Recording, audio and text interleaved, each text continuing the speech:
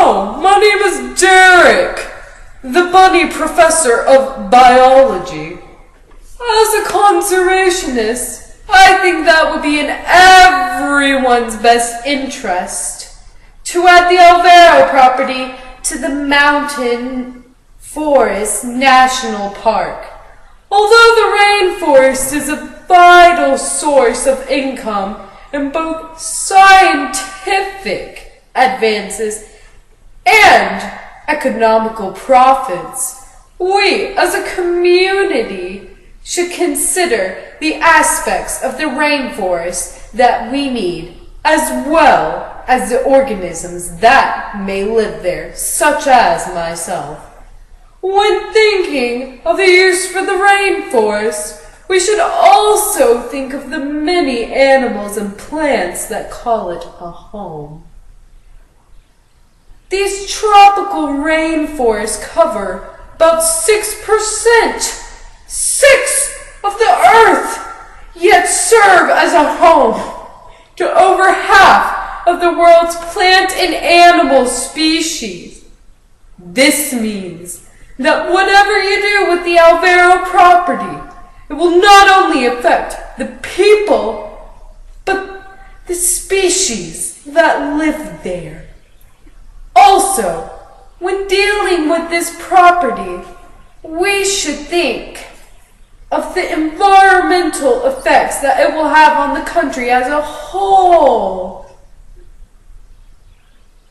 I believe that the Alvaro property should be added to the Mountain Forest National Park because its effects on us and the other organisms are worth more than the problems that will rise from its destruction. Thank you for your time.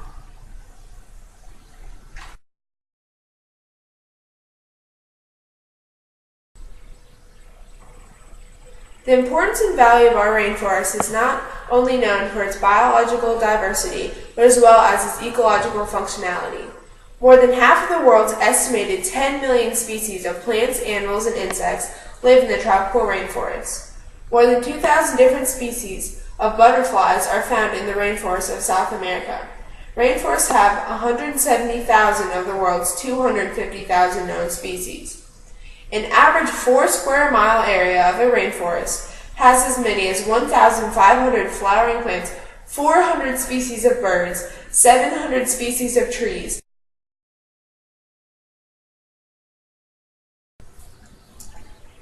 If you were to grant the conservationists land to build national parks, they could give land to the indigenous people so they could preserve it and still live in their original establishments. The indigenous people rarely overuse the resources that provide them with their livelihood, and they carefully practice rotational farming and sustainability to harvest forest products and game. No one understands the way of the rainforest like the indigenous people do because they originate there. Ecotourism is rapidly becoming a leading way for developing countries to bring in foreign revenue by preserving the rainforest. Money spent directly in the local economy helps give economic value to forest preservation.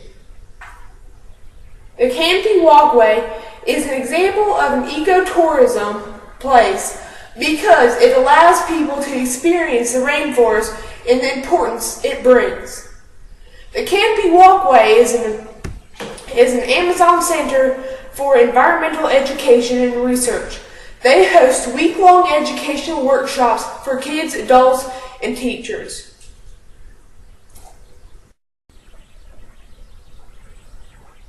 Major deforestation activities include commercial logging, cattle ranching, dam building, mining, subsistence agriculture, and the collection of wood for fuel.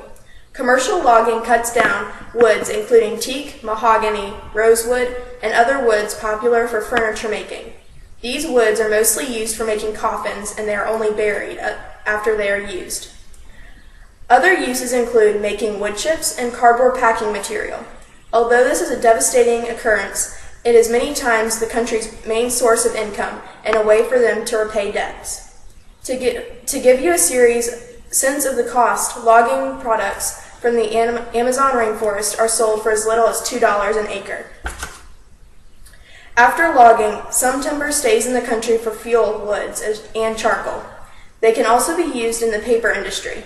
To fertilize the trees needed for paper making, about 5,600 square miles of rainforest are burned down, and these trees then consume about 2,000 tons of the surrounding rainforest every day, just to produce 55 megawatts of electricity.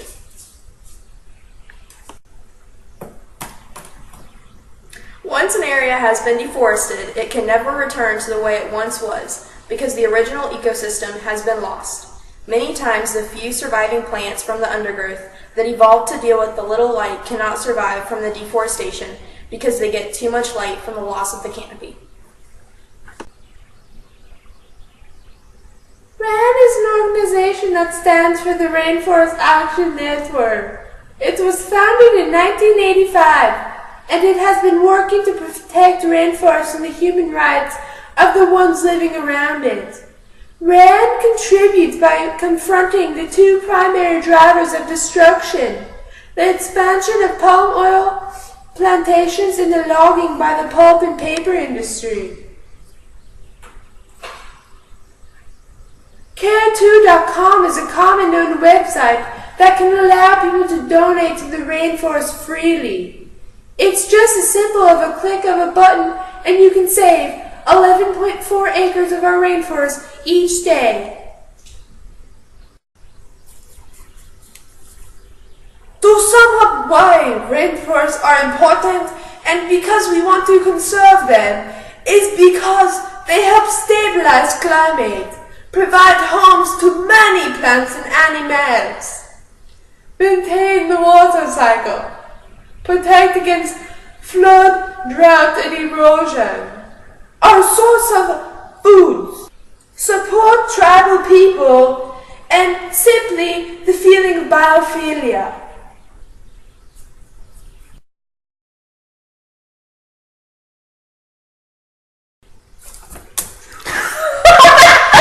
Earthquake struck in Chicago today. Get this to me right now. Right. I need a different name. Right. Okay.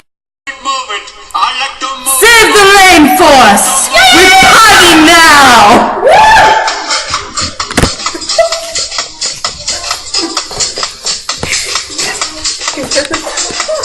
All games all over the world. Original King Julian on the gay spot.